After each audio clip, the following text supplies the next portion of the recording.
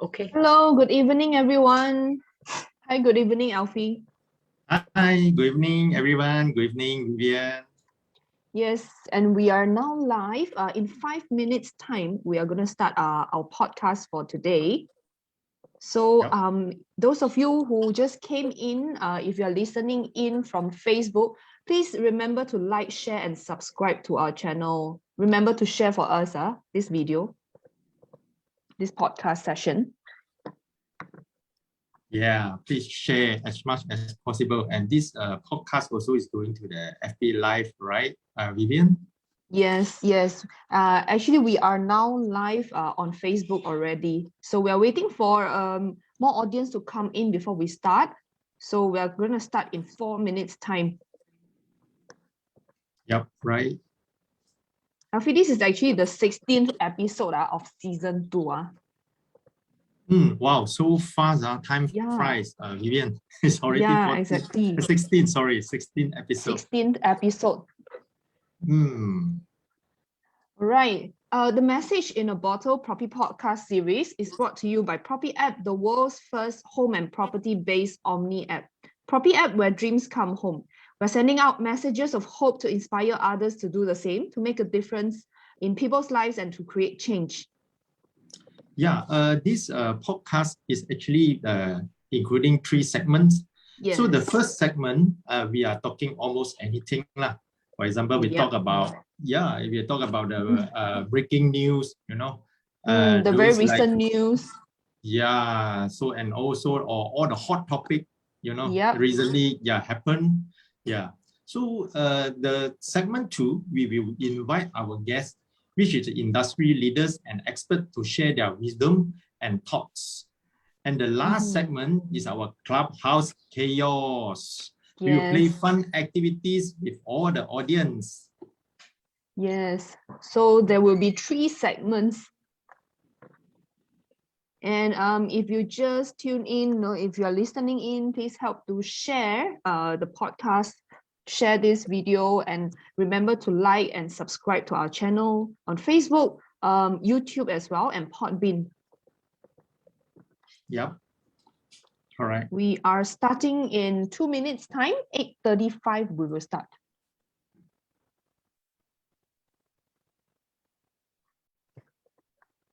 So Vivian, where do you go today? I spent my Sunday at home this week. What about you? It's nice.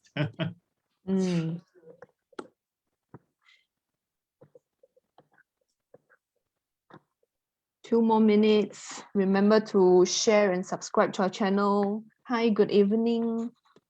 We're seeing some comments on the Facebook now. Come and say hi to us if you're listening in from Facebook. Yeah. Share to your channel, share to your newsfeed or to other groups as well. Yeah, actually during our session, Vivian, Yes. Those audience in the Facebook and Zoom, you can leave your comments in the box. So we will check it out, then we will respond on it, and maybe, And for the audience who are listening in from Facebook, actually we do have some audience listening in live on Zoom as well. So we are attending to both sides, to the audience in Zoom and also the audience in Facebook as well. Yeah, and then during our session, all the audience, please kindly mute your microphone and also off your video cam. Thank you. Yes, thank you. Because we are actually streaming this live on Facebook. Yeah, so our Zoom audience, remember to turn off your video or else you will appear on our channel. Yeah. Yeah.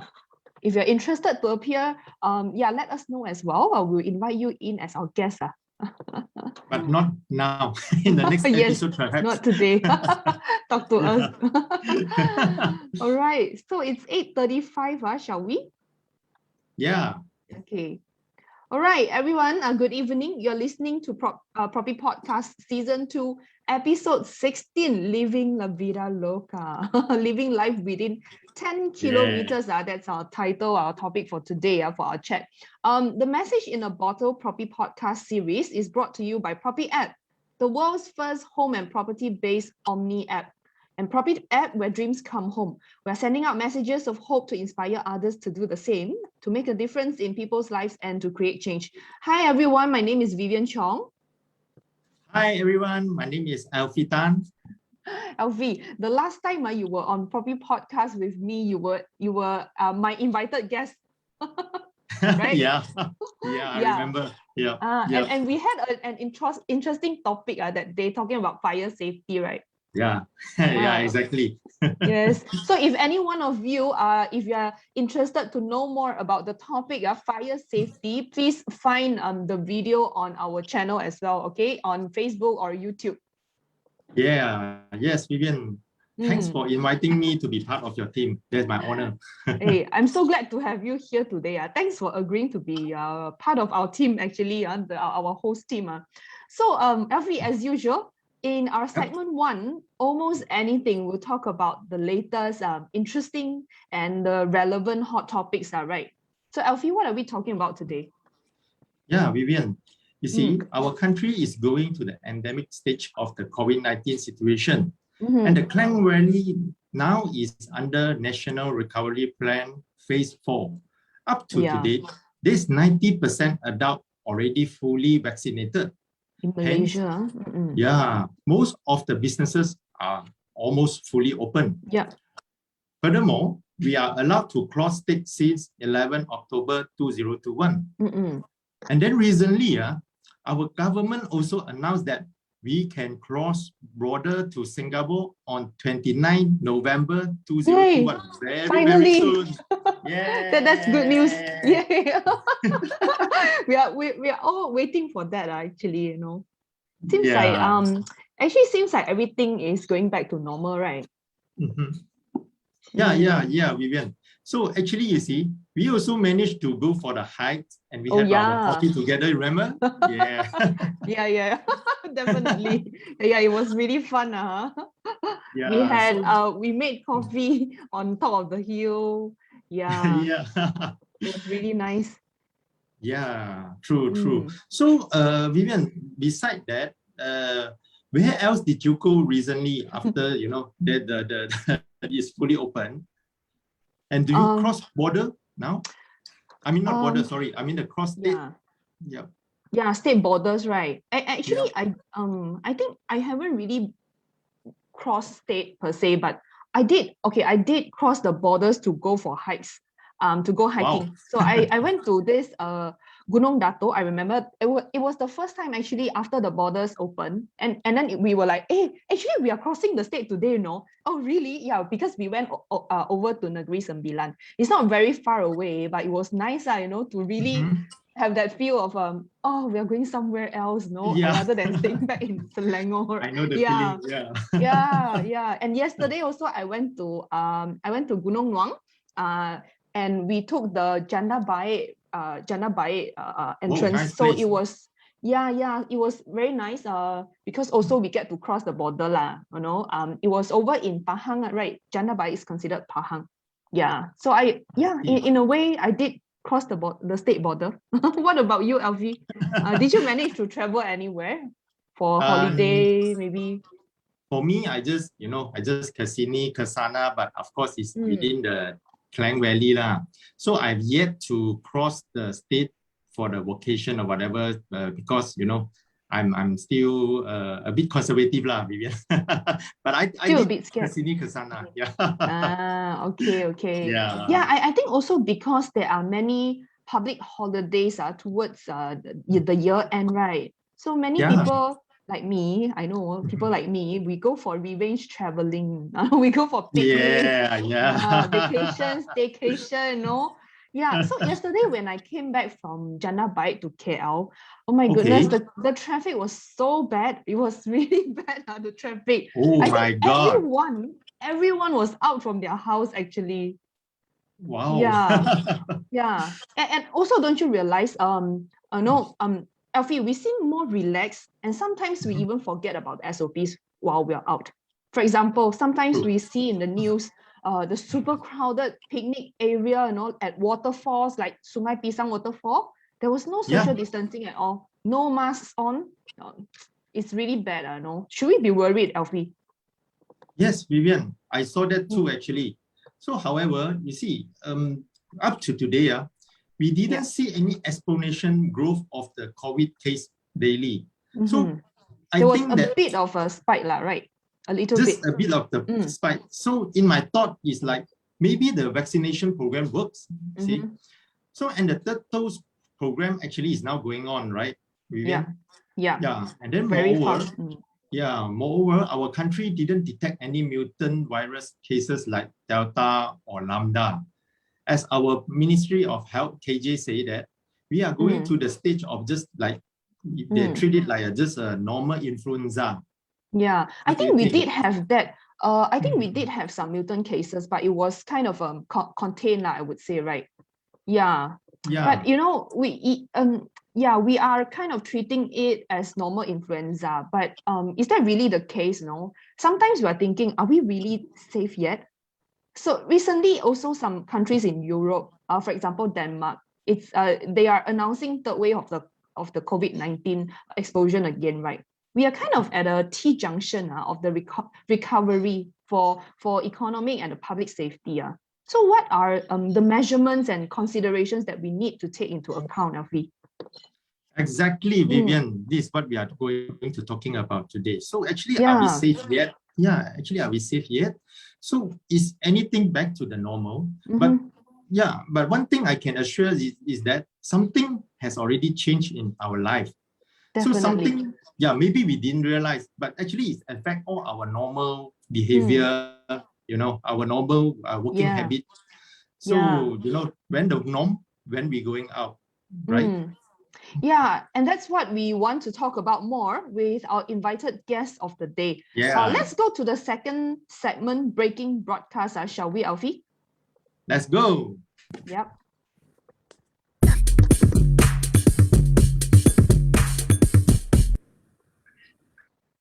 All right, welcome to segment 2 of our Proppy podcast, Breaking Broadcast, where we have our invited guest of the day to share with us about this topic. Today, we're so glad to have Ivan Ngao, an engagement specialist and corporate change catalyst, and also currently the Chief Marketing and Communication Officer of ProppyApp. Ivan's depth of experience includes leading and conducting training and engagement sessions with global multinationals in Malaysia and around the region, with clients ranging from sovereign wealth fund managers, top regional financial institutions, top-tier local companies and GLCs, and multinationals. Welcome, Ivan. Thanks for being here with us tonight. Hi, Ivan. Welcome, Ivan. Hello. I am so jealous on so many levels. You don't know how I've held back. And I was like, oh my gosh. I hear you go here, go there, kesana, sini. I was like, yo, so jealous. But then I'm so thankful that somehow or other you invited me back for this podcast. I was like, oh, walao eh. Yay! I'm so jealous on so many levels, Afi. So jealous on so many levels. Not just the fact that it is that our dear friend over there is going everywhere, but now you get to do podcasting with her. I have no chance to even meet this our bodacious Vivian, man. So thank you so much. Thank you. It's an honor to be here. Yeah. It's an honor to be here.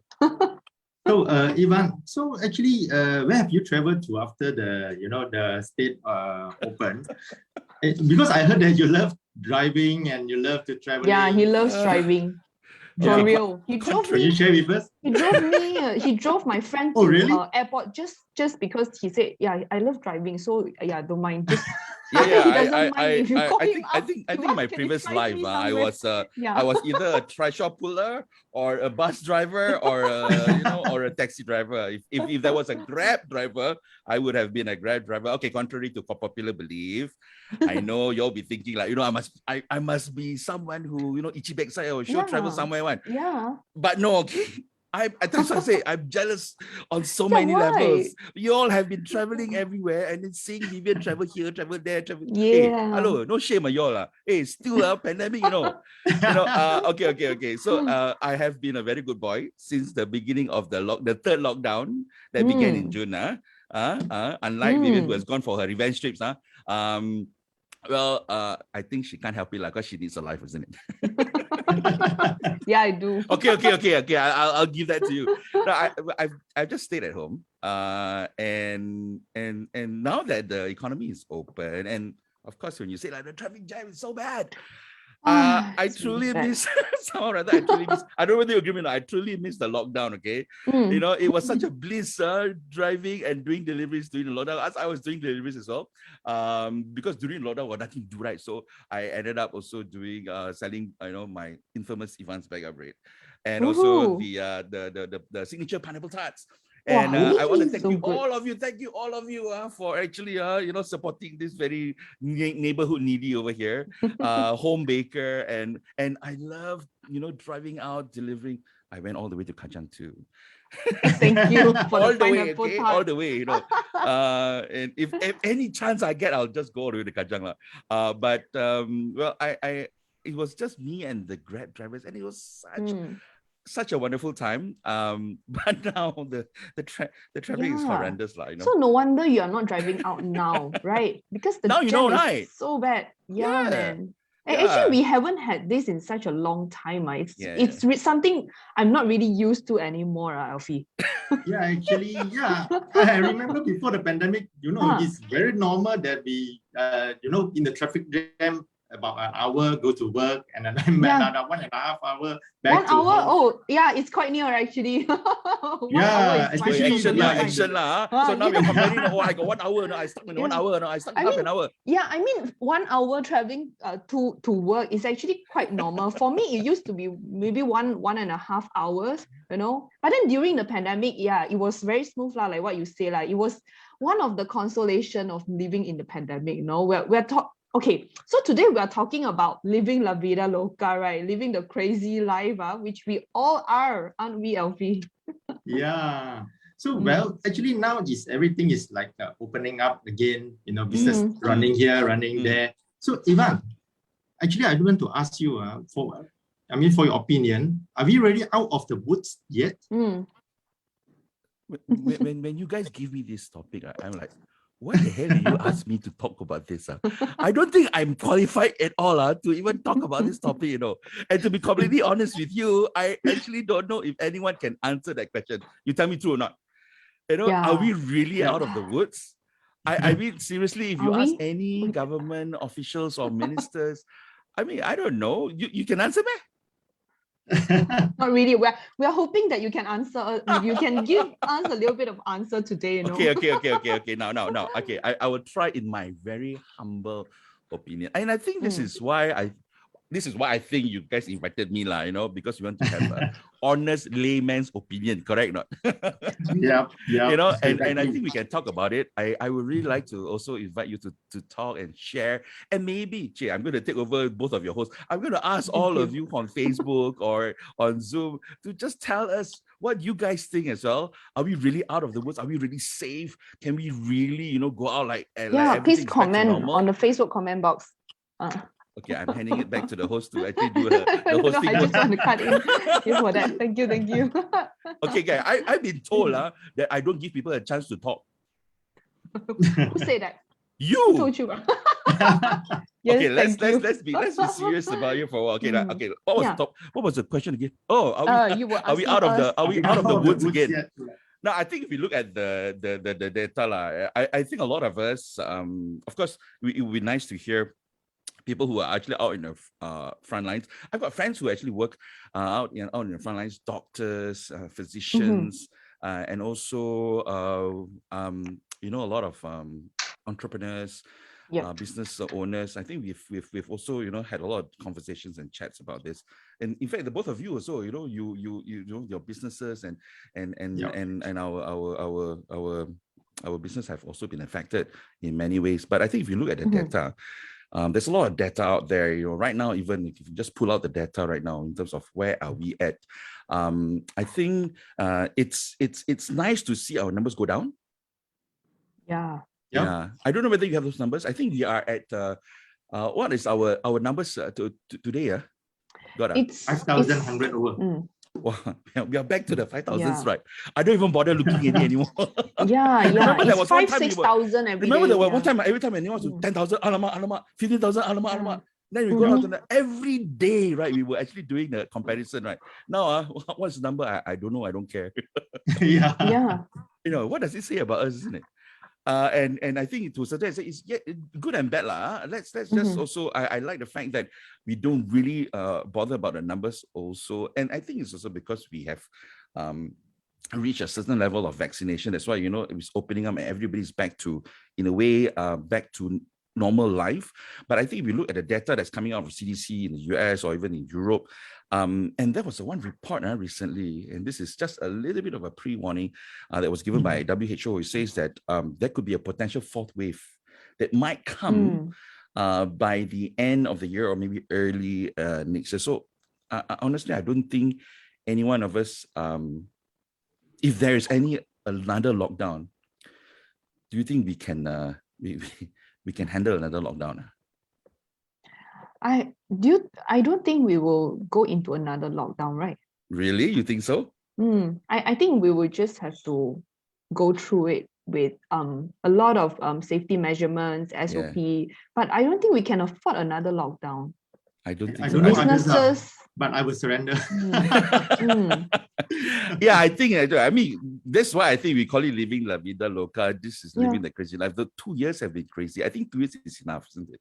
But actually, the pandemic doesn't recognize whether it's 1 year, 2 years, 1 month, 2 months, or even 10 years or whatever. Yeah, that's true. And we never thought this year would happen. Yeah, we never thought this year. And I think that is where our problem is, because I think there is also this sense of the humans, because we are so technologically advanced, we are so used to handling things, and we can handle the diseases because we have also advanced, right? But we forgot that the disease itself is advancing as fast as we are advancing in our technology and stuff like that, right? It's mutating as well. Yeah, it's also mutating. So I think if I want to actually, if you want to start that question, are we really out of the woods yet?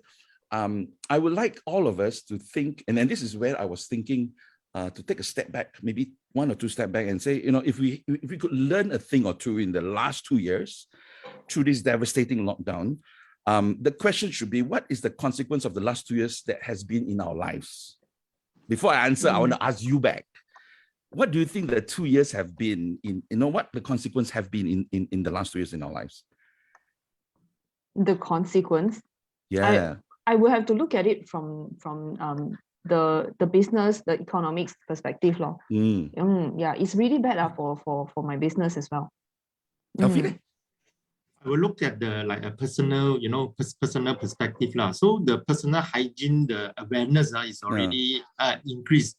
Like me, I'm very scared one. So go and see a lot of crowded people. Yeah, everywhere we go, we bring sanitizer, mask. Yeah. That's true. That's true. Yeah, that's right. And do you still check in and check out also? Yeah. True. Do we always forget to check out?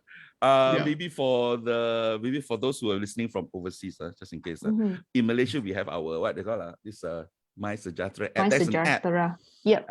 And wherever we go, I think that's also in a sense, it's a good thing because it helps us with our contact tracing that allows us to actually also try and contain the spread of the virus. But actually, there's consequences, And this is also part of consequences that, in a way, it has also impeded into our privacy, into our lives.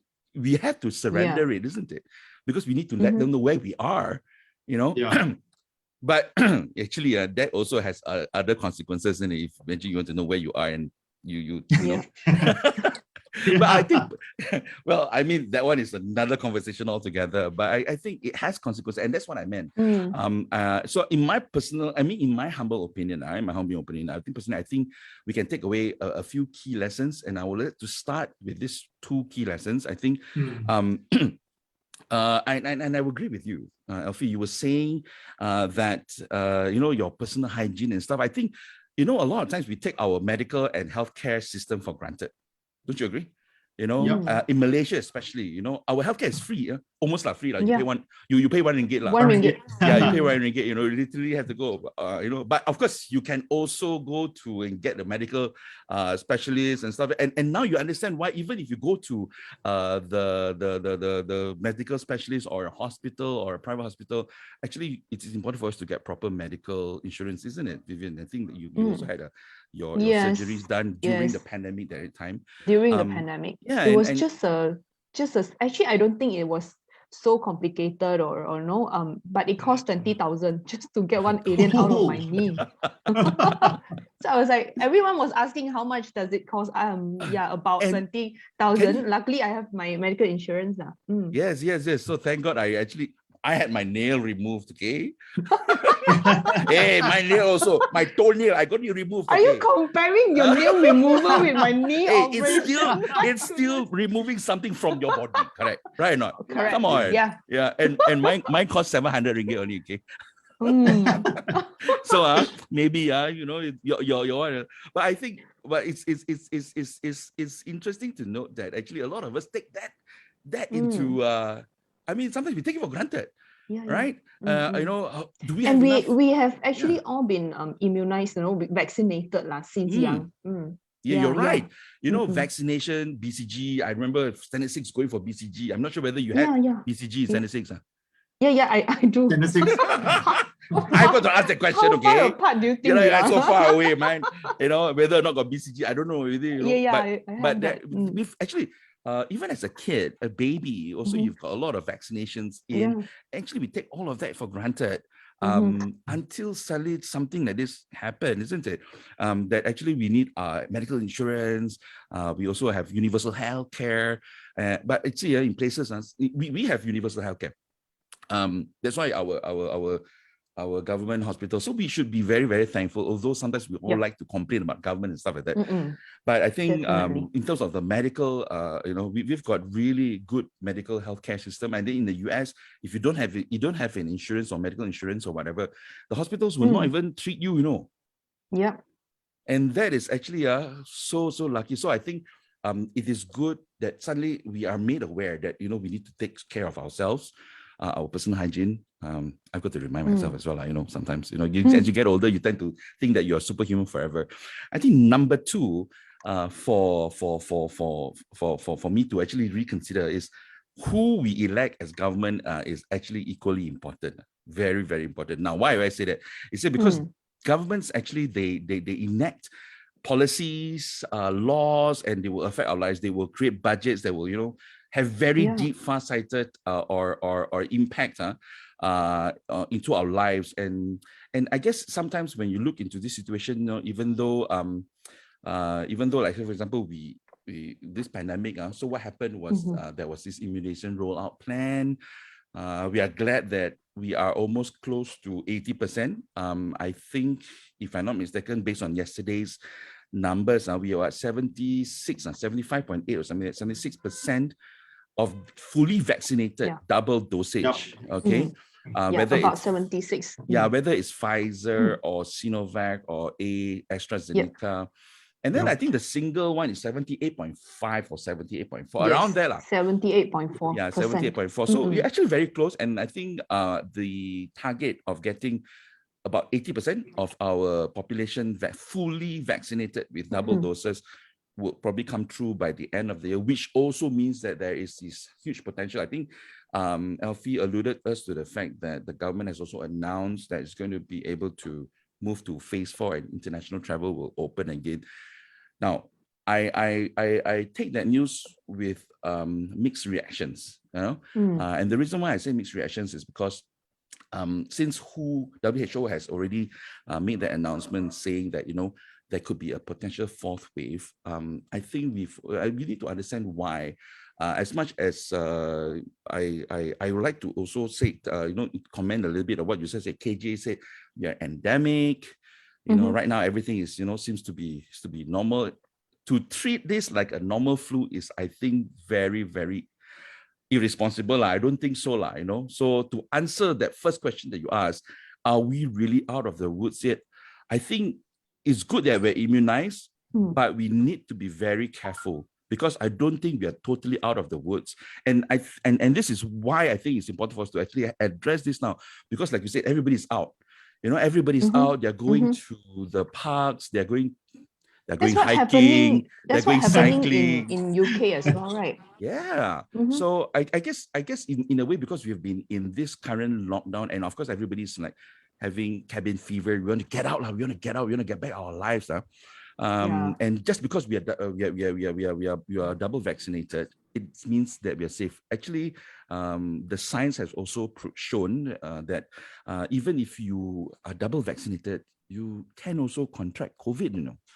But I think the challenge, or rather the consolation is the risk of dying is probably lower, and your ability to be both hospitalized or treated and cured is higher with your vaccine. But that doesn't mean that you're totally safe. Totally safe. Yeah, definitely. Yeah.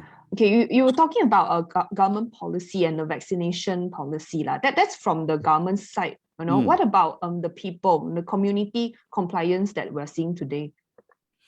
Now, this one is a funny one, isn't it?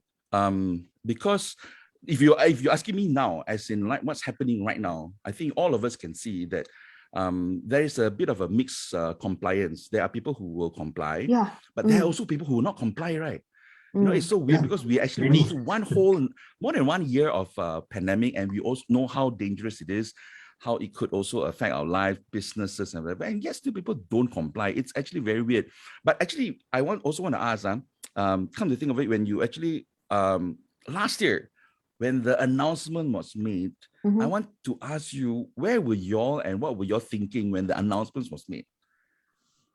During the first lockdown? The first lockdown. I think we were all very, very obedient, right? We all stayed home. We were scared. We were afraid of contracting the virus. 2 weeks only, ma. Yeah. 2 weeks plus two. And then it's just plus two, you know.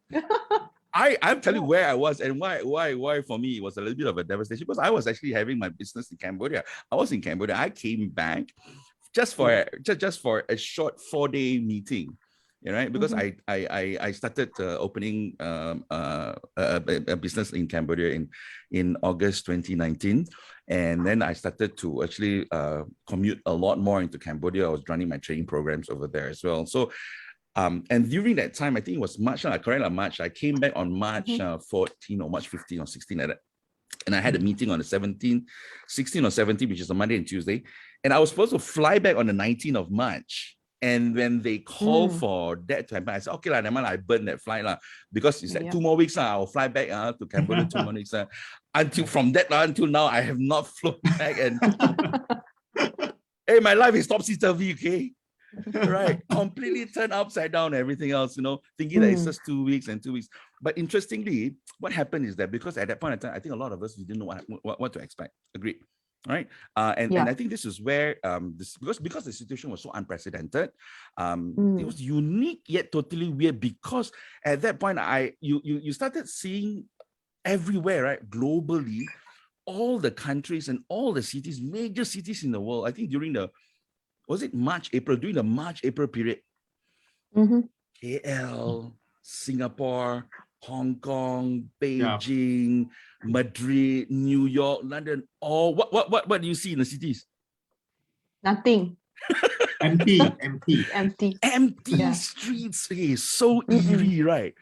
Empty streets. You don't even get anywhere, and then shops are all closed, and nobody was going out. We have never seen that kind of global compliance, like never before. Yeah. This one, civic compliance is the level of North Korea, nobody there to go out, don't go out, you cannot go out. And we had empty streets, and I remember also during that time we had live singing on Facebook, because it was concert live concert on the condo. Right. Right, Yeah. they were Yeah. playing the music, Mm-mm. or the DJ playing on music on it. And I started BBFM. Hey, BBFM started because of the pandemic, okay? Because I wanted to entertain all of you who knew the pandemic never stopped. So I had no choice but to continue, right? I wanted to stop. And entertain yourself. Hey, it's true, right? You have to entertain yourself, Yeah. otherwise you go mad, man. Yeah. That's But true. actually, okay, so back to this, for argument's sake, for argument's sake, and this is where I want to be a bit objective about this as well.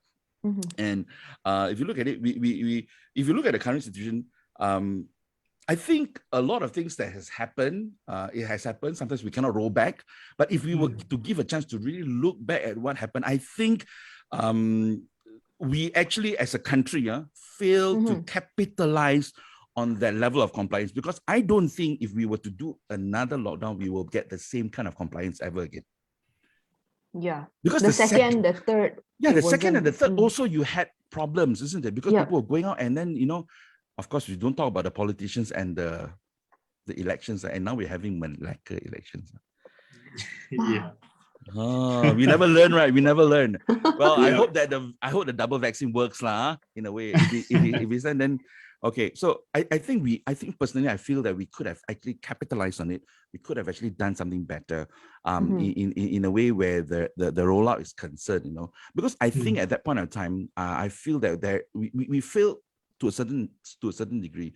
I felt that the focus at that point in time was to flatten the curve. I'm not sure whether you remember that word. Very early on in the pandemic, they said, okay, we got to flatten the curve. Why do you say that? Because flattening the curve means we do not want to overstrain the medical healthcare system. Because they were afraid that we're going to flood with all these COVID patients. And because we flood with COVID patients, then the other patients will not have any more beds. And because they had never beds, so it would actually cause more problems and everybody would die. I think that caused that level of panic. Whether it was necessary or unnecessary, again, like I said, we are looking back. At that point in time, we do not know what was the future. So it's easier to actually say, vision is hindsight is vision 2020, meaning we can go back and criticize now. But I felt this is why I said that, the two things that we need to reflect is that the government that you choose actually is very important, because the ability to plan and the ability to actually ensure, that we are prepared for risk. And this is why I feel that we fail, because at that point in time, we had that compliance, and at that compliance means people will not go out. So we should have taken that advantage to actually build up our medical preparedness for this. In a sense, if you see what China did immediately when they had this COVID, they actually built a hospital in 7 days. Yeah, there was one particular video. They built the hospital in 7 days, and they were all. But we couldn't. Of course, we couldn't do that. Well, we could or we couldn't. That's also another issue. I personally, I'm one who believes that it's not whether you can or you. It's not whether you can or you cannot. It's whether you want to or not. We have the resources, we have the money for it, and at that time we also had the time for it. And to be honest, flattening the curve is when we say that there were people who were actually flooding with COVID.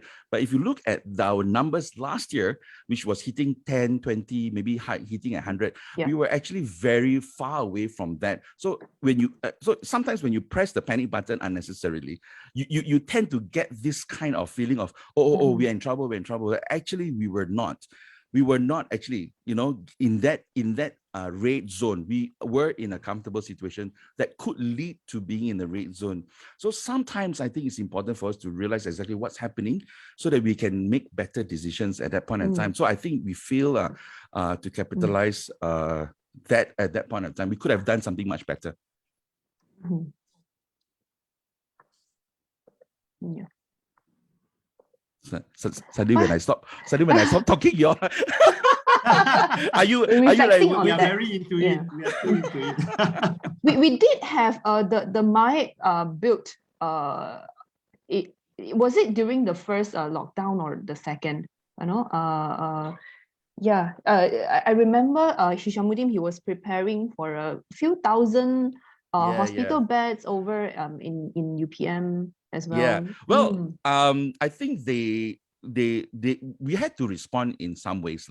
All right. I think we had to respond in some ways. And the response I felt at that point in time, even though it was KJ that actually stood up, and I'm sure everybody's like hero worshipping KJ at this point in time for a fantastic job in, you know, the PICK, which is the immunization rollout plan. All hats off to KJ and the team. I think he was tasked to, you know, to go and source for the vaccines and then roll out the vaccines. But I felt that the government was a bit slow in identifying the right plan. I think there was a lot of pussyfooting around who should be vaccinated or who shouldn't be vaccinated. And again, I think this is something which was very in a way not really well thought out, because I think at that point in time, when you talk about the vaccination in terms of, you know, trying to make sure that everybody's vaccinated, they wanted to reach herd immunity. So the key word was herd immunity. But the focus again was flattening the curve in the health.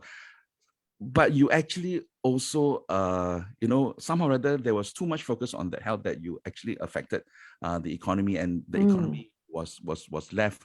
And there was also no coordination between all the different ministries. So the question was, should we vaccinate? Who should we vaccinate first? Was actually a lot of the discussions that was going on. Should we actually vaccinate the old, the weak, the vulnerable, or the kids? And then whether or not you should vaccinate the frontliners, some doctors, even they say the frontliners, at that point in time, I know that the doctors were not also getting vaccinated, you know? So there was a lot of all this. And because the focus was flattening the curve, people were just trying to just keep alive, you know? Although noble, I feel that was where we should have done something better. So if our healthcare, in a sense, you actually look at how we can make, you know, take on these preemptive measures, identifying what we should do first, putting in the money into building more hospitals, or reaching out, getting beds, getting ventilators, and in anticipation of a long fight for COVID. I think that was probably not really thought out. And of course, next would be how to tackle the economy. So when we were talking about all this, you know, we're not getting the beds, we're not getting the ventilators, I think there was also issue of PPEs. And when the issue of PPEs was shortage, I don't know whether you were involved as well. I know that one of the Proppians over here, Ryoko, was actually also getting the kids to make the PPEs, the personal protective equipment. Yeah, you know, and all of that. I think it was so good. I think the people came out of their way, and I think the Malaysians did fantastic. The normal Malaysians, I think they did really well. They came out of their way to actually support and put in a lot of effort. But if we had learned from the last pandemic in 1918 or whatever, you will find that the economists and health experts will say that actually it will be a very long process. It's not going to be 6 months. It's not going to be just 9 months. So I think it was a bit it was also a bit premature last year. I think that Hisham, was it Hisham, the health DG, announced when we hit our 1, almost went down to 0, remember? Yes. We went all the way down to 1, you know. It was 0 local cases. Zero local cases. Yeah, it was 1 imported case. You know, from 0, it went all the way up to 20,000. And I think it affected everybody, because I think the rollouts could have been done better. So if and we didn't have to suffer so much. I think the economy, at the end of the day, it needs to be opened up, not because it is safer. The economy has actually, in a way, it didn't really close, because you still had to open for your supply chain, your essential, your markets, your fish, your meats, your eggs. Is still going on. Your bread, gardenia, everybody had to go and look for the gardenia. Shortage of the gardenia. We are talking about this thing as if it was 10 years ago, 15 years ago. It just happened a couple of months back. And but the economy needed to open up, not because it's safe, but because it is our livelihood. So it was important for us, actually, when we were planning our vaccination. I feel that they should have actually also looked into a few factors. One of the things that was was not really well thought out, I feel, was the fact that if you look at the 2 most vulnerable segment of society, the young and the old. And the old. Right? Yeah. The young and the old, they will be at home. And being at home means that is the safest place. Safest place, because when you're home, you are not outside there. You don't. So being at home is the safest place, supposed to be. And because the safest place, they stay home. They don't need to go out, right? So who needs to go out? The people adults. the adults, The working adults. So Yeah. which means that there is a segment of society between the age of 24, 25, all the way to 55, that is actually very important to the economy. And this is the one that should be vaccination first, based on which is the essential workers, whether they are frontliners, and then you will be able to go into the companies, the managers that are actually important to making sure that things are moving. And then of course, then you got work from home. So actually all of these people should be vaccinated, and then only you go to the fringe of the segment of society, which is the old and the young. But I think what happened in between, when KJ actually asked for, anybody who wants to go and vaccinate. Remember the AZ thing? Yeah, the volunteer program. The volunteer program.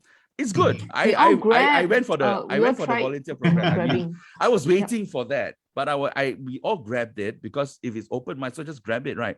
But actually, that is almost to a point where it is like a white flag.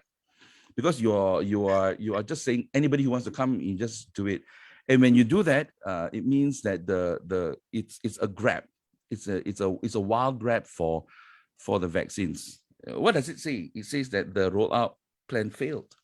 And because the rollout plan failed, it will have deep consequences to the economy, to the people's lives. And at the end of the day, even though we are now at almost close to 80%, we could have actually avoided maybe 30% or 40% or 20 to 25 to 30% of the effects, Maybe we could, maybe we couldn't.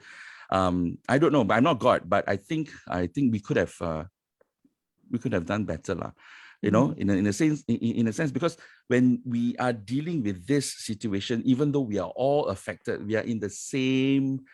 I think there's a very famous quote that says, even though we are in the same storm, we are not in the same boat. You know what is that? We may be in the same storm, but we're not in the same boat. Yeah. Yeah, because somebody can be in a luxury yacht and somebody is just on a life buoy, because they are just barely surviving from hand to mouth, and that is actually quite hard. So I think that's why it is important for us to know exactly how we want to be able to deal with coming out of this as well. Yeah, so actually now, like our KJ says, endemic, so normal flu and all that. So what do you think is our exit plan? You know that I don't quite agree with the fact that this is endemic, right? I think KJ is okay. KJ did well, but I think KJ, for the record, this is on live. It will be stated. I will say, I think KJ is a bit overrated, but I think he's the best of the lot, unfortunately. Fortunately or unfortunately, thank God for him as well. But I think he's overrated. I think that to be very honest, but I agree with him. He also said that the only way is vaccination. And I think worldwide as well. So, but we have a problem, because locally, we also have people, not just in the United States, but also locally, we have people who says no vaccination for some other reasons. It's not that they don't believe in the science, it could be something else. And because of that, we may have about 10 to 15% that will probably remain unvaccinated. Yeah. So for whatever reasons now, but I think the exit strategy is that vaccination is the only way out at this point in time. Without, at least with vaccination, it allows us to even now do what we're doing, go out. Yeah. Go out, you can go and do your hiking, go to do your camping, go to the cafes, and then, dine out. And dining out is important because you need to have the economy moving. Right? So which means that people are going out, people are spending all over again. So spending needs to be pumped in. But the fact is, while we know that the official vaccines, authorized vaccine may not be perfect, there has been a lot of discussions about, I'm taking Sinovac. Remember when we say, you take Pfizer or less. Sinovac, the one to take. So okay, wait. So wait, Alfie, you're Pfizer or Sinovac or Easy? I'm Sinovac. Vivian? Sinovac also. Yeah. AZ, AstraZeneca. Actually, we only have 3, right? Is there any other? Yes, also Pfizer, right? I don't think there's any other. I'm not sure whether Moderna. I don't think we have it. I think we have it, right? But I think there is also different efficacy levels. And the fact is, it's also very interesting because apparently, although, and this is something which I've read, I cannot say it with full confidence. It is also I've read and spoken to people. So it's hearsay, So I please don't quote me as well. That apparently Pfizer used, the efficacy level of Pfizer was the highest. All right, the efficacy level of Pfizer was the highest in the sense that everybody wanted to get Pfizer. And apparently Sinovac is the lowest lah. At 74%. Apparently so, apparently, and I opted for Sinovac. But the one that keeps going out is the one that is actually using Sinovac lah. Most of us got Sinovac. All right, and then AZ is supposed to be midpoint lah. But there is a new variant. There's a new variant, Delta variant. It's already detected here in Malaysia. Yeah, Alfie? Yeah. It's here in Malaysia. Yeah, it's already here in Malaysia. A lot of the Delta variants are in Sarawak as well. Correct. So, but when they did the test, apparently, the ones that the analysis was even if you have double vaccinated, you can also contract and you can also die from it if you get Delta. And it also depends on your vaccines. So if you are the lowest one, apparently is now Pfizer against Delta. Oh, yeah. Wow. And Sinovac, so far, I do not know, correct me if I'm wrong, and maybe we need to do more research, but the news that I've got is that even though you may contract, that there has been no reported case of death to the Delta variant if you are a Sinovac holder or if you're vaccinated with Sinovac. So actually, if for Delta Sinovac, you guys are probably the safest now. So go out. Go and get so we will still contract the virus, just that we won't die. Yep. Not we won't die. The rate is lower. Yeah. Correct. Yes, I think we've had our vaccinations done. This is the health exit strategy. Like it's already in place. We are reaching 80% very soon. But even in terms of economy, our entrepreneur development and cooperatives minister, Noor Omar, said that actually a total of 37,415 businesses had to cease operations after this third MCO. It was enforced in May this year, right? Ivan, what about this economic exit strategy? I think for economy, the most important thing right now is that we need jobs. Yeah. So we just had our budget, budget 2022. 22. Yeah. And it's recorded, right? So I cannot see a lot. It's live. It's not just live. It's live. It's recorded. Okay, there are good things and there are not so good things now. Okay, but I think if you really want to look at it, just like anything, I think fiscal spending is important for any kind of economic recovery. Fiscal spending here in the sense that government spending, building development projects and stuff like that. So giving out, I know it's tough. I know it is tough. So it's a very delicate balance between deciding to just give out as sweeteners or really putting the money where the money should be. And sometimes that's where you need to give out handouts, but I think handouts can also have consequences in the sense that you will. So we may have got to also do both, but I think more importantly is for us to really now not just rely on government fiscal spending or government spending in terms of creating jobs, but I think it is important for all of us to be able to create jobs. And it's important because people need to have a livelihood. At the end of the day, this pandemic has shown us that actually nobody is spared. And no matter how much as a business owner, we tend to tell people, no, okay, when you start a business, make sure you have enough reserves that can last you 6 months. Because nobody have actually expected that this 6 months can become 2 years, 18 months and 2 years. And therefore, I think a lot of people were caught unawares, were caught by surprise, actually at the beginning of this year, which was last year. Because even though we could sustain for 6 months, the second lockdown, they were still hunkering down. But I think a lot of companies folded when the third lockdown was called back in because you just cannot hold on anymore. Yeah. So there were a lot of people. And remember at the third lockdown, what happened? I'm not sure. I'm going to ask. Third lockdown in June. What happened in June? What happened? The white flag. The white flag campaign? Yeah. Yes. Food yeah. bank also. Yeah, the white flag campaign came out in June, and suddenly remember what happened? Everybody was clamoring. We need help, if you need help, put your white flag out in your house. And people were giving food banks, just making sure that you can sustain for another month or two and for so forth. And that also good because you can see the spirit of Malaysians coming out. So what does it say? That we need money, we need livelihood. You can actually give up, but I think more importantly is we need jobs. And I think companies like Grab, and then a lot of people have, we can see a lot of Grab riders right now. Yes. So many Grab riders, Food Panda riders, all these food riders, so many of them. Lala Move drivers, I can see so many Lala Move cars putting on a sticker. The orange color, the pink and the pink, everything, so actually they've also, in a way, thank you for them. They have also somehow helped sustain.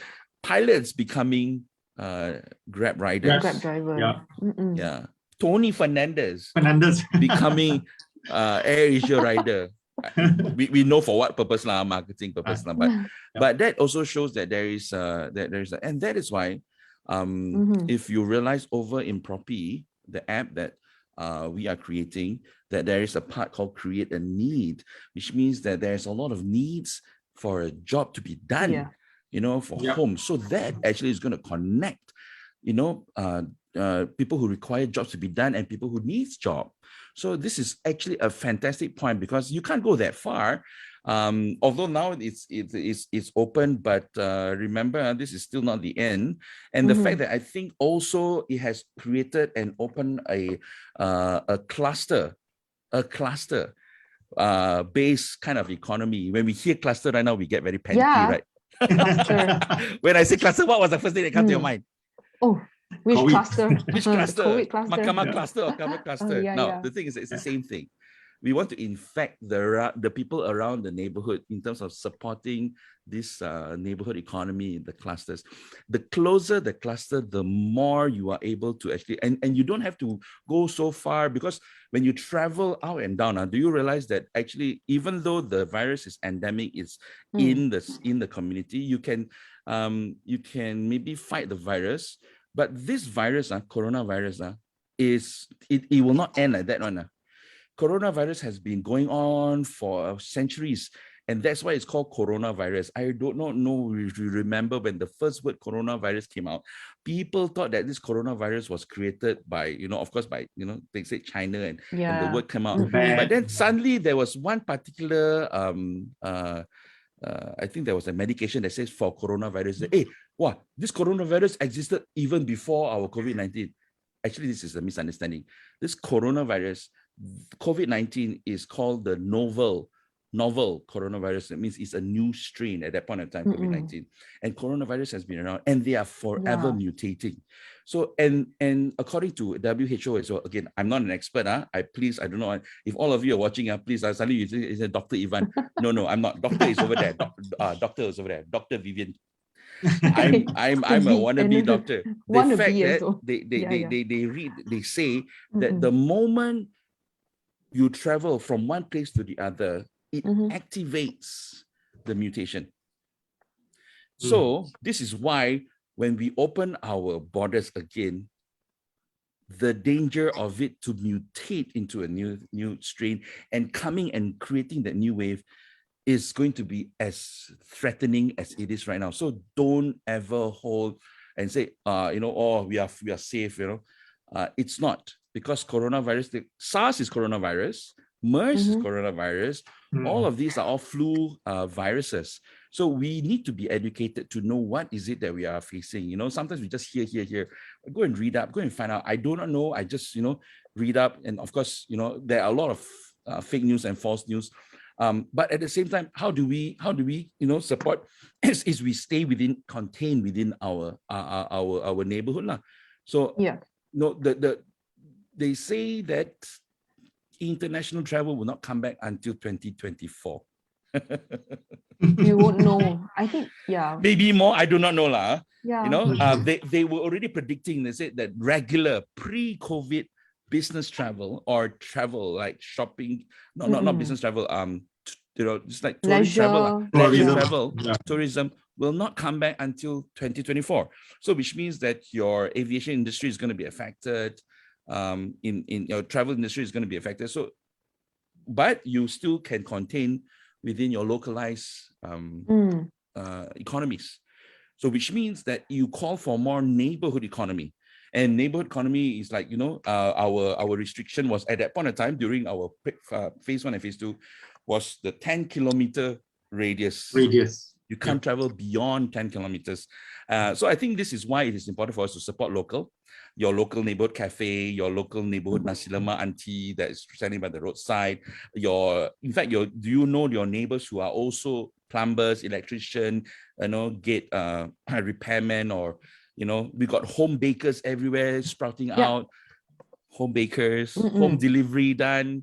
A lot of it is actually also within our neighborhood economy. And I think it's time also for us to come back to that neighborhood clusters. And I think that's how we can actually, you know, bring back our economy. It's a good exit strategy. Talking about this, Ivan, you see, just now you said about the 10-kilometer radius of the safety measurement implied by the government last time. And then we also used to it already. And then we go to the shop and all that, we check in, check out and all that. Actually, we already form a new norm of our life. So I want to know, I would like to know, how do you see all this technology changes to our life? And then how would it impacting our businesses? It is very obvious. When you go, what do you do whenever you enter a premise? We scan. You see, already, like I said, that has very deep consequences to our psyche. In the past, we would not want to do that because why are you taking my location, my say? But then now people are becoming desensitized to that already. So which means now all the things, in fact, we are buying and selling and, you know, doing online marketing, everything is going to go digital. So which means that right now it has expedited and also accelerated the mainstream adoption of a lot of digital. Even the uncles and aunties you know, our grandfathers are also getting used to At first, remember, they started said they don't have the phone, so they actually have to take down their numbers. Now, if you do not have your MySejahtera on your phone, you cannot even enter a shop. So that actually forces people to now shift their behavior. And shifting behavior is what this digital transformation we have gone through in the last 5 years and now accelerated much, much faster. But to be honest, I think we're very lucky to be living in this time. Can you imagine going through this pandemic 15 years ago without the extent of the internet where it is right now? You know, we wouldn't be doing this. We won't be able to do this. We can do all these virtual sessions, Zoom or whatever. And I think, yes, there's a plus and minuses and stuff like that. We could actually go and buy our food. There are still Grab riders going in. So I'm very thankful that we have this right now at this point in time. But we have been talking for digital transformation for years now, until COVID really happened. A lot of organizations and businesses have been dragging their feet about it. True or not? You know, that, you know, should we actually put in, you know, it took them a while before everything goes into website. You know, then after that you will realize that, oh, you don't have a website, you don't have a business. Your business, you must have a website. Then after that, then you must have an app. So it's slowly changing our behaviors. And it is evident that business have to pivot online. Otherwise, you just can't survive. And I think the world really is now moving towards a digital world where Everything is at the tip of our fingertips. So as a business, we need to be where our eyeballs are. And that is what Proppy aims to do, to put everybody on the map so that you will be able to also capitalize on the current wave. The future is here, yeah? And it's already happening even right before your very eyes. Yes. Yeah. Yes, I agree with that, Ivan. Yes, and I agree with you. We really do need to open economy, not because it's safe now, but because it is for our livelihood. And therefore, these exit strategies really need to be taken into account, into consideration. So, Ivan, to sum up our chat today, first of all, we were talking about. We will continue to segment 3, okay? Yeah. I was just beginning to get, oh my God, it's over? All right. Yes, okay, we can even do a part 2. You just cut me off and then say bye-bye. Yeah. Oh. Thank you Now you for got your insight Alfie, today, bye-bye, Ivan. bye-bye. Okay, let me just do a little bit of a summary, to sum up our chat today. First of all, you were talking about this health exit strategy through vaccination. So vaccination, yes, it's not foolproof, but it is the only way out. And secondly, economy through the creation of jobs, right? Yeah. And that can be managed through a cluster economy that's also known as neighborhood economy, right, Check Ivan? out Proppy Cash on ProppyApp. Yeah. Yeah. Yeah. Thank you. And thank you, Ivan, for sharing with us today. So this Message in a Bottle series is brought to you by ProppyApp. Please like, share, and download ProppyApp, a property-based all-in-one portal, including all home-related peripheral services, and ProppyApp, where dreams come home. Ivan, can you also stay on with us for some casual chat in segment 3? You still want me here? Yes, of course. It's not over yet. Yes, not over yet. I was like, if Vivian doesn't want me here, okay, fine. Thank you very much. Oh, okay, right, I'll stay on. Since you insist. Yes, I insist. Let's go to our segment. All right, let's go to our segment 3. Clubhouse Chaos. Yeah.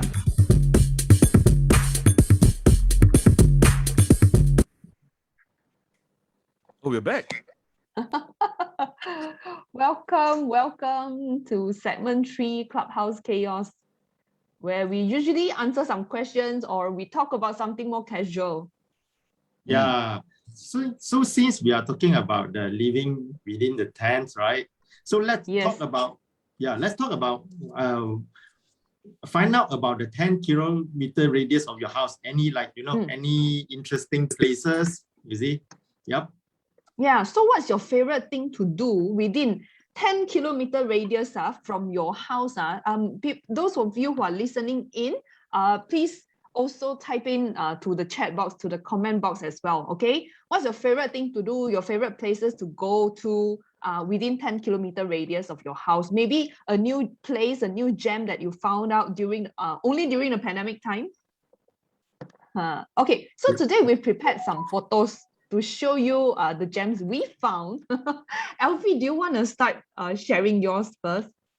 Yeah, sure, no problem. Yes, go ahead and share. Okay, I found this. First is this little giraffe story I've been house. here before. You've been there? Oh, you've been? Yeah. I've never been there. It's closer to me actually. Very close to my house. I think it's about 10 minutes drive. Then I will reach there. So actually, this one, what the unique selling point here is that actually this is a gem. Really is the gem, because in in a city, in a concrete city, this located inside a very traditional, like the kampong area. It's a village. Yeah, it's a new village, right? Yeah, it's a new village. Yeah. So I did a video on it. I think I'm going to also share the link to you. I did a video. That time I went over there. It was also it's interesting when you put it. You mean you live nearby here? Is it, Alfie? Yep, exactly. It is a really nice place. Wow, well done. You found this place. Yeah, thank you. Yeah.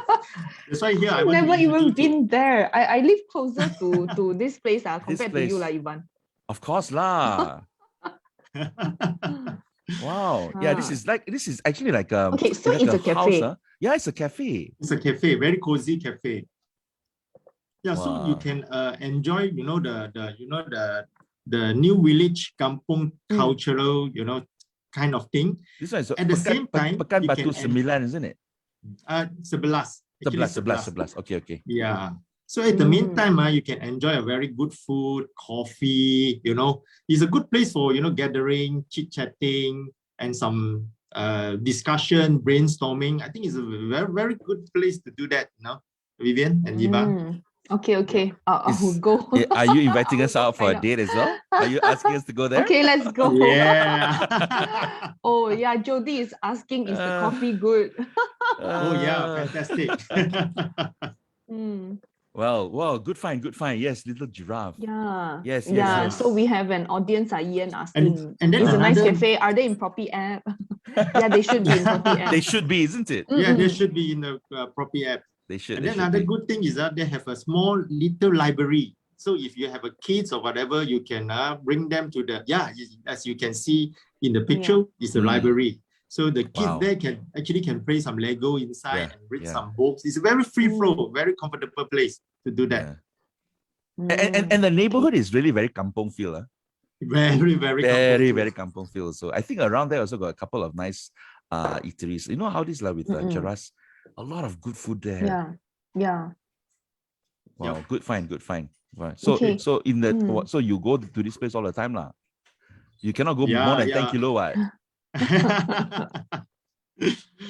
This one now definitely less than 10 kilo from my house. This one is definitely way more than 10 kilo from my house.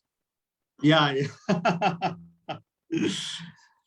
So the next place actually I want to introduce to all of you is the Up at Hill Cheras. Is my favorite hiking place.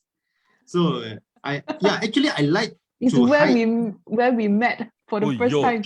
Yeah. Walao, this one, I'm very jealous. Wow, some more go hiking together and all. Hey, you and come we see sunrise together.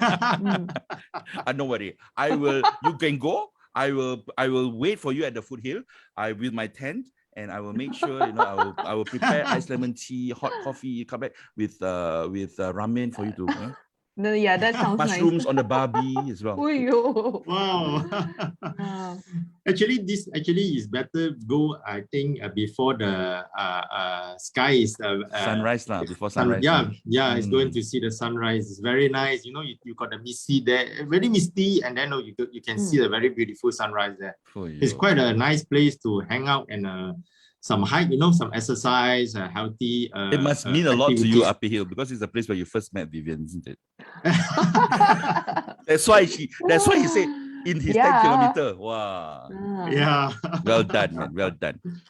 Yeah. It was also one of my one of the places that I very often go to for my hikes, short hikes.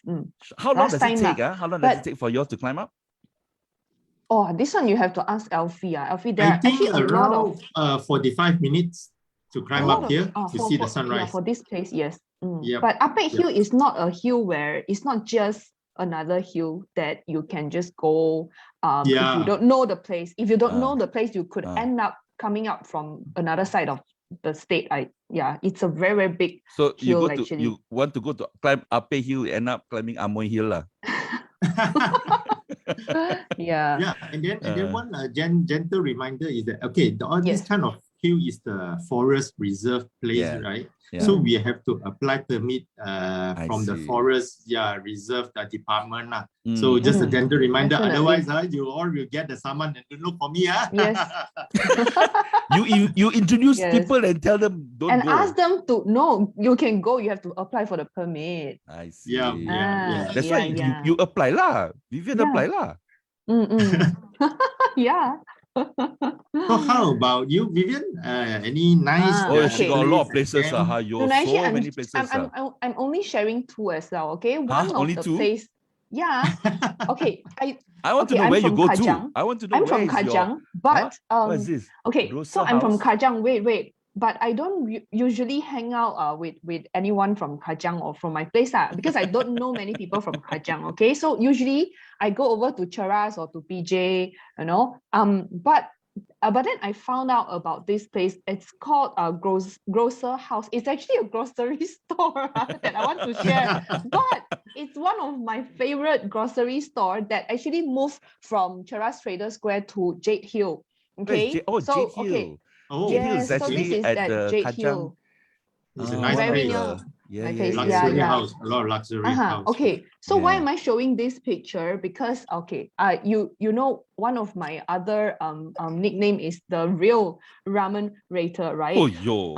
Oh, So I'm gonna make a Days to buy my ramens. Okay, my samyang Wow. ramens. oh You know, yo. okay, that's the ghost saying. pepper. That's the saying. Okay, do you know what my favorite type of man is? Ramen. Ghost pepper. Not ghost No. pepper, right? Sorry. Okay, so that's a joke Okay. moment for what is the ramen? Yeah, my Ah, favorite type of so man it's is a ramen ramen. lah. Ramen. Yes, so Rava, I go to ra. this place for all my ramens and the Korean food lah that I really like lah. Yeah. So grocer house. And they give a lot of free gifts as well. So that's why I like this place. I just only found Wow. out about this a few days ago actually. So we go to Little Giraffe for coffee, and then we go over to grocer to check out the ramens. Yeah, to check out my favorite type of man. Yeah, and then wow, well done, man. Yes. Okay. Okay. So this is So the one of only the place that you go for your men, is it? Yeah. No other My place you man go for your as in men. lah. ramen. Okay, fine. Now I know. Okay, the next one that I want to share with all of you is Okay. around something that I like to do around my neighborhood. And I started going for a morning walk with my mom every morning. I started doing this only during pandemic last year. Okay, so then I found out my neighborhood itself is the real gem. Okay. This photo actually shows I can't remember. My mom was like telling me, hey, you know what tree is this? I don't know. Oh, this is something. So I just want to let you all guess take a guess. Anyone wants to guess what tree is this? Any one of you knows? So this I can't see. Yeah, can't see. Oh. Okay, this tree grows on, I think, sandy. I googled it. Sandy soil. So this tree, and it was last time my mom said there were a lot of this tree in Malacca as well, where she was from. She's from. Yeah. Okay. Show the next picture. You will see the fruit. It was the next picture. Do you guys know about this? Anyone? Anyone knows about this? No. The same tree lah. Don't know. I have no idea. Come on, this give is it actually to us. very obvious already. This is buah gajus.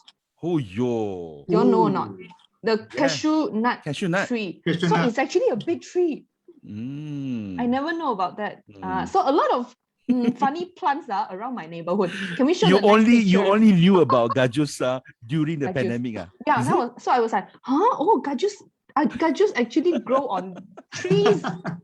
So well done. Thank you. Yeah, so the pandemic has given you a new big tree, view right? of life. Yeah, definitely. Okay, so this is another fruit that the locals like. Anyone knows? Oh yo. Okay, maybe you can't see. We can't enlarge it as well. This is where do they grow this? Long. They grow this along your your longkang. I think my neighbors grow all this tree. This is called buah long long. I don't know other names. It's called buah long long. You know? Kelonglong. Buah long long. Buah long long is used to make fruit I'm juice. going to make a stupid joke out of it. I don't know long, but I know short. Banana leaf. Hey, next time take a picture. That's also another. Okay, there's also banana anything that you're trees putting in, at the side. Okay, the next one. A lot of trees are actually a lot of trees. So this is also available around my neighborhood. Wow. You know this, right? You all know this, right? Yeah. Roselle flower. Yeah. To make to make drinks as well. To make drinks, Roselle. Okay. No, better since you introduced, then your picture you introduced lah. Then after that, say we potong queue and potong line. Go introduce. There's so around my neighborhood.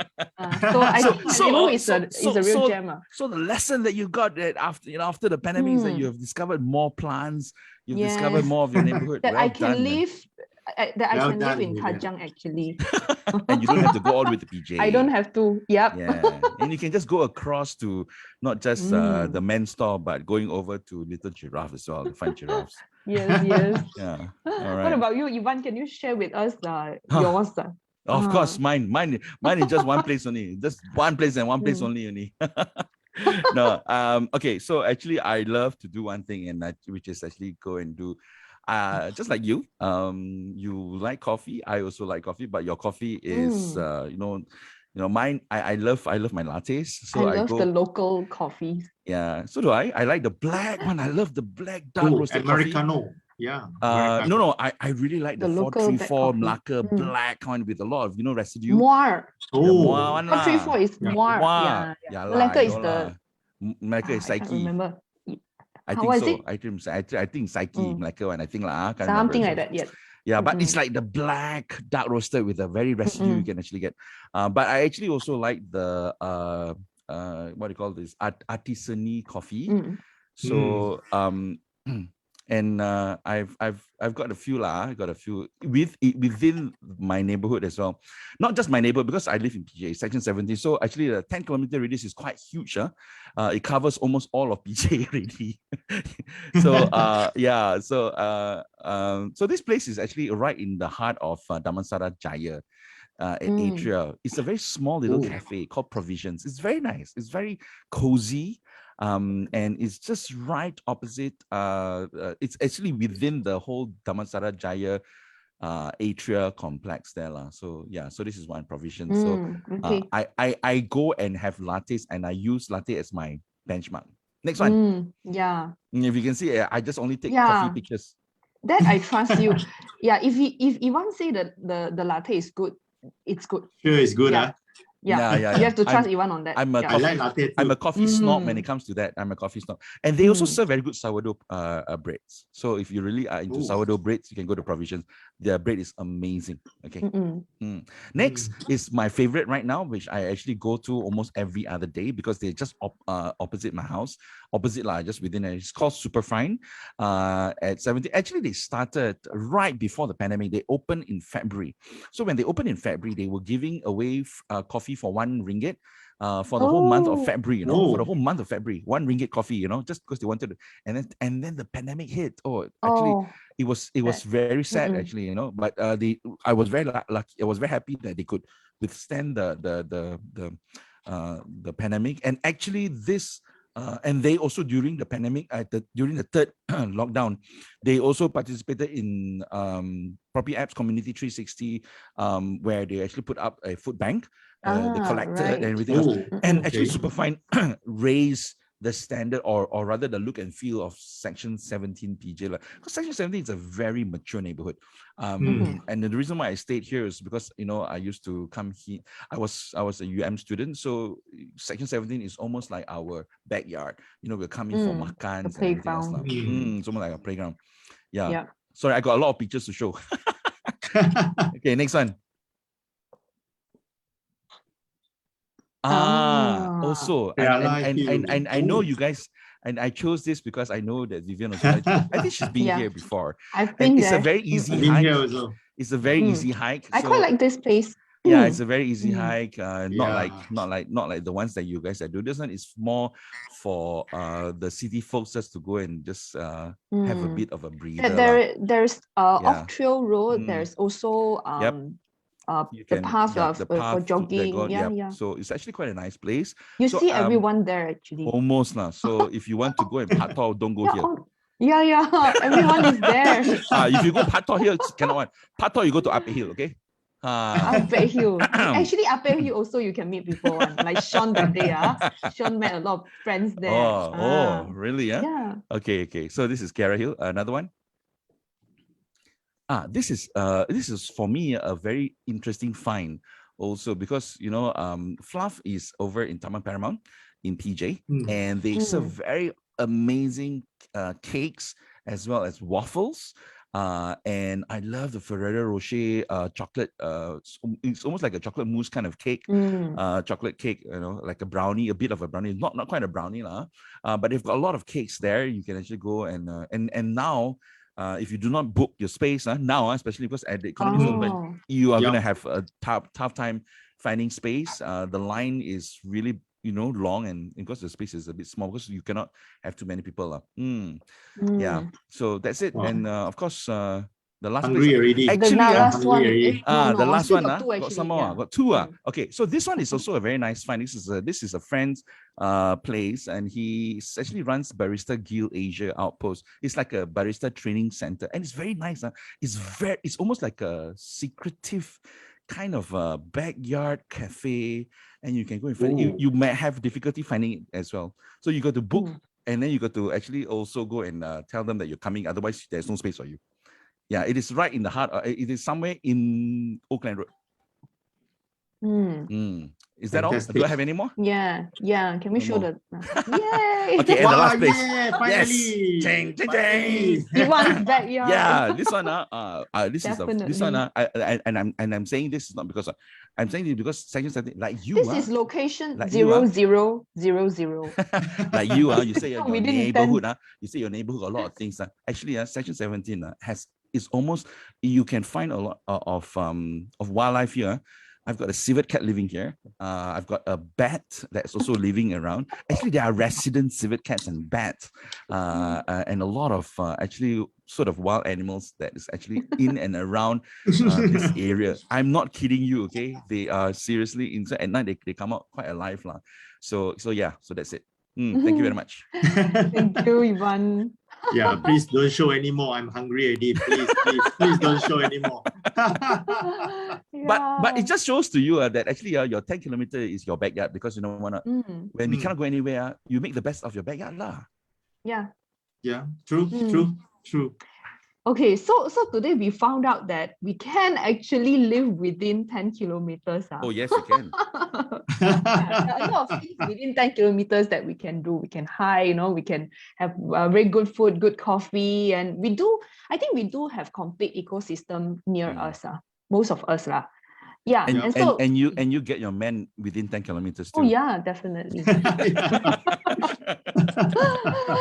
Thank you, Ivan. Thanks again. It's been a good time. Thank you so much for entertaining me. I hope you guys are, happy. Yes, very. Yeah, we are having a good time. Yeah. Thank you. And to those of you who are listening in from Facebook or Zoom, stay tuned to our next episode.